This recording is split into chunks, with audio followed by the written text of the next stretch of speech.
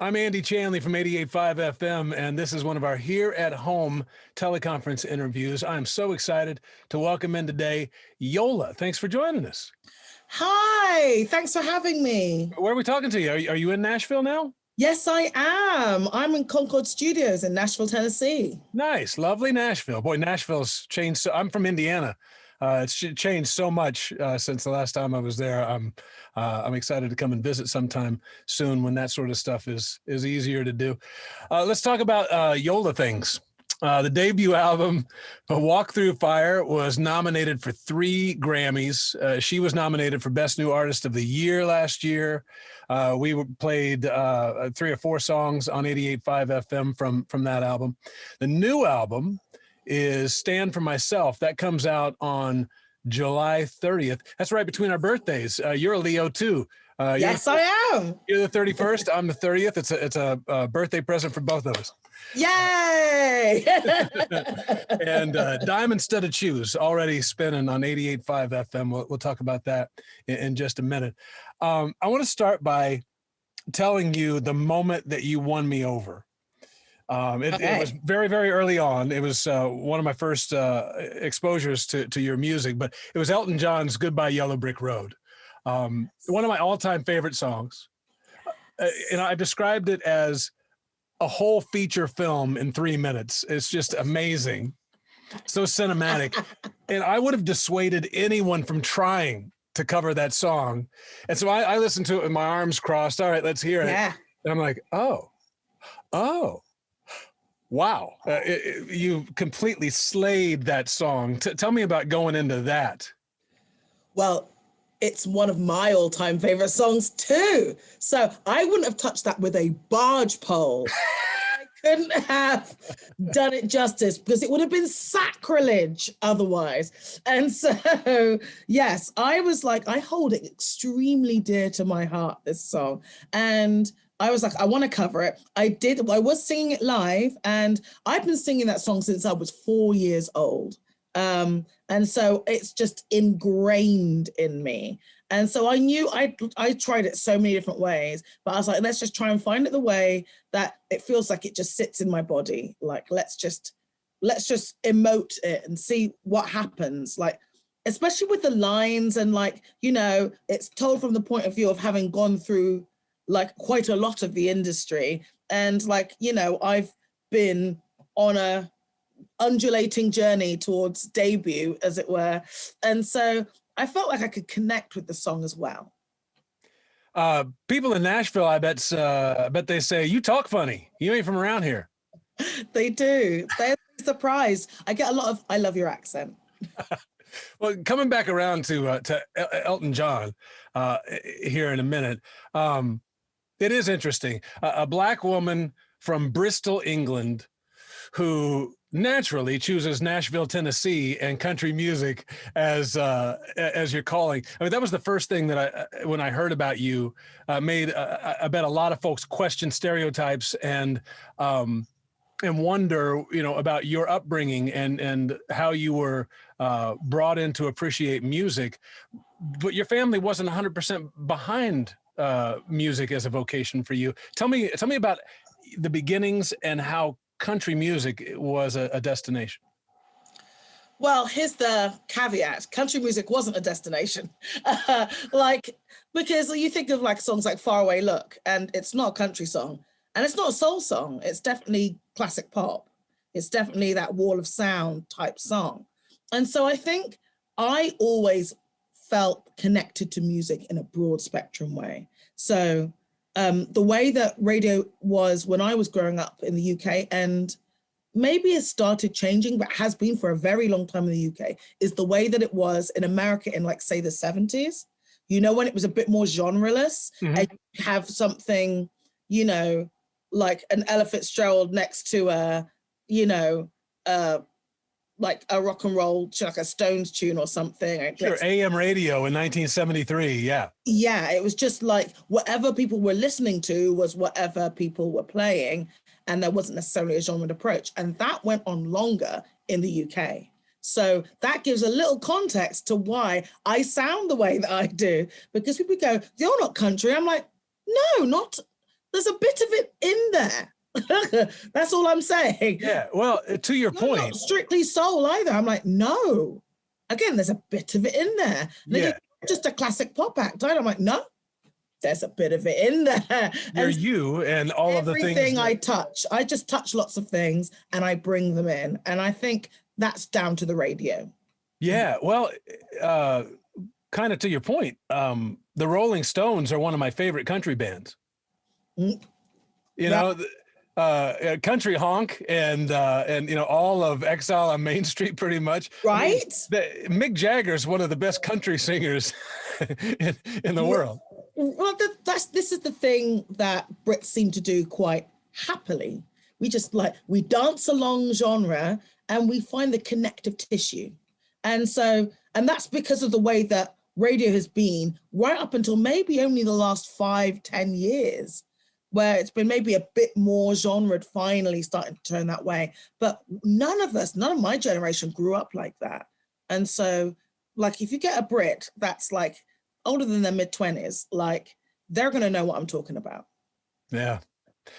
So for this, for the first album, for Walk Through Fire, you got a hand from a couple of famous Dans, Dan Auerbach and Dan Penn, a terrific songwriter, guy who co-wrote songs like Dark Into the Street and Cry Like a Baby. Just an amazing songwriter. Do Right Woman. Do Right Woman. Oh, God. Right? Yeah. I mean, I was lucky enough to see him and Spooner Oldham open up for Nick Lowe at the El Rey, I don't know, 22 years ago or something. And they just stood up there, told stories. Let's play that song. It was ridiculous. Oh, but it was ridiculous. pretty great. But you brought a lot to the table. But tell me about having some ringers around to help to bring your vision to life. That had to be a pretty exciting time. It was. I think what ended up happening, so here's the thing that a lot of people don't know, is that when we started writing the record, I hadn't met Dan Auerbach yet. And so we met by writing the record. That's and great. we got to know each other by writing the record. And so I met all of these people for the first time, met Dan Penn, met John Bettis, met Pat McLaughlin, who also makes an appearance on this current record as a writer. I met them just in the room. Better get an idea. Better get into your feelings, 3, 2, 1, go. And so, it was like that. And I think it ended up maybe having a bit more of a collaborative feel as a result, as a record, Walk Through Fire. Whereas this one that's coming up is very much more my baby because, the pandemic, isolation. Yeah, right. I would imagine taking a ride in a car with somebody for over a long distance. That's a great way to find out what rides your last nerve. But I also imagine that writing a song with someone is has to be collaborative. And if it isn't, it's not going to work out. It does, but it also helps. It's very dependent on your approach, what you're trying to achieve. When you meet someone for the first time, it takes time to collaborate. So the more you know someone, the quicker and the deeper you can go on subject matter, the deeper you can go on a number of things because you have that time. Yeah. And so I think that's why I'd explain it as quite a collaborative album, maybe more than the one coming up, because I was just meeting people. Right. Yeah. I'm going to read people a little bit of your resume here, your CV. Yola Quartey, musician, singer, songwriter, and now actor. Next summer, we can add that to your resume. You're playing the original Soul Sister, the godmother of rock and roll, Sister Rosetta Tharpe. It's just it's the Baz Luhrmann film Elvis with Tom Hanks, who, by the way, is a huge supporter of 88.5. He and Rita Wilson playing Colonel Tom Parker. This is the movie Elvis that Baz Luhrmann's doing. This is the movie that they were in Australia to shoot when they got COVID. But no big deal. Your first acting role is like a third billing Tom Hanks and you're playing one of the architects of rock and roll. Ease into it, okay? I know. I was thinking this when I was on set, and I was looking at Elvis, Austin Butler, Right. and I looked at B.B. King, Kelvin Harrison Jr., and I was like, this is a real steep entry to the job.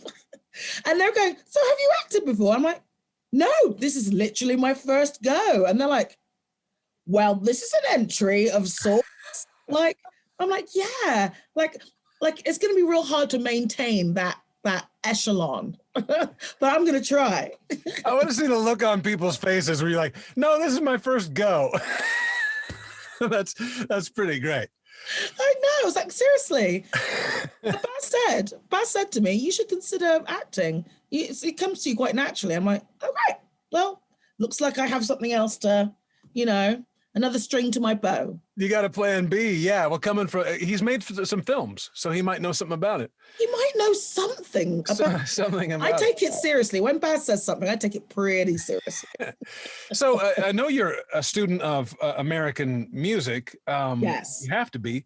But like, how much did you know about, the Cotton Club and the Apollo in the 30s and 40s and the role, the very feminist role that Sister Rosetta Tharpe played? She was playing rock and roll a decade before Elvis even thought about doing it. Yeah, he used to run home from school to listen to her on the radio.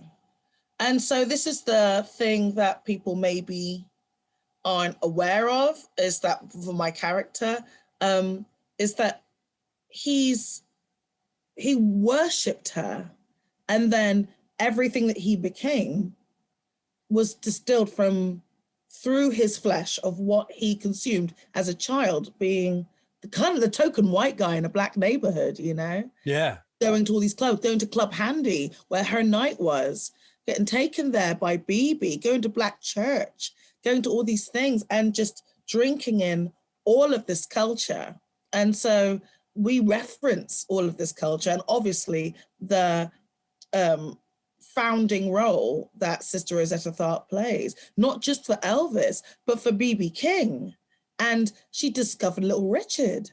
And so and when you think she discovered Little Richard as a queer black woman, then you go, of course she did. Look at Little Richard.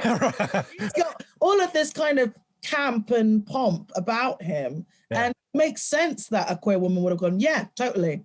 Yeah. I don't know if like a straight white guy would have chosen Little Richard, regardless of his talent.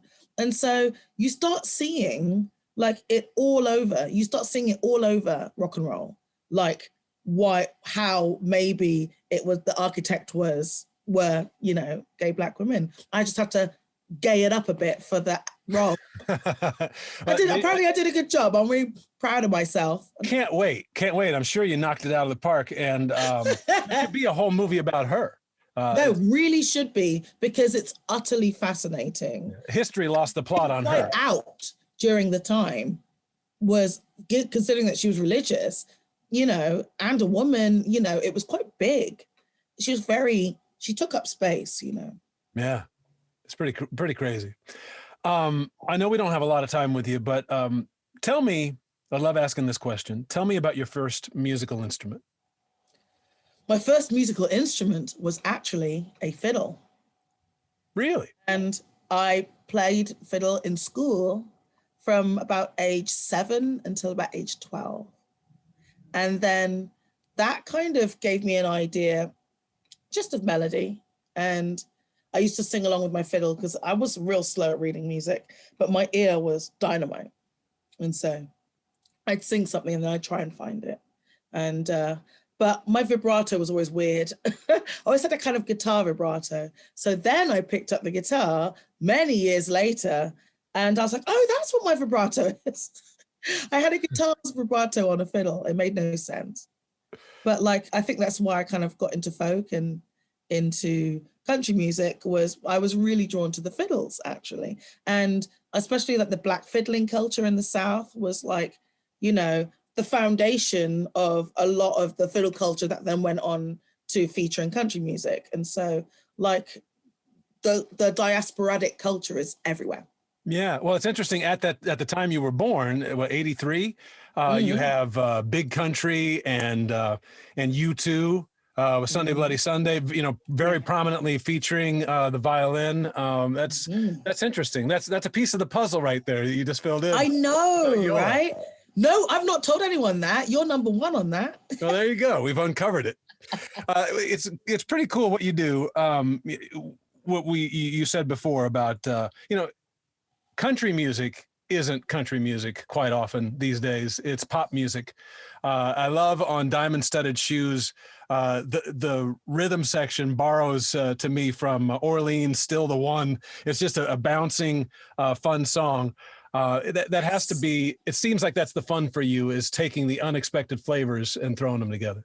Yeah, in a really big way. I'm a big fan of Tina as well, and I don't think I'm hiding her influence on me very well in that song, and I'm totally fine with it. And that crops up on this record, Stand for Myself, in other ways, certainly on songs like Break the Bow.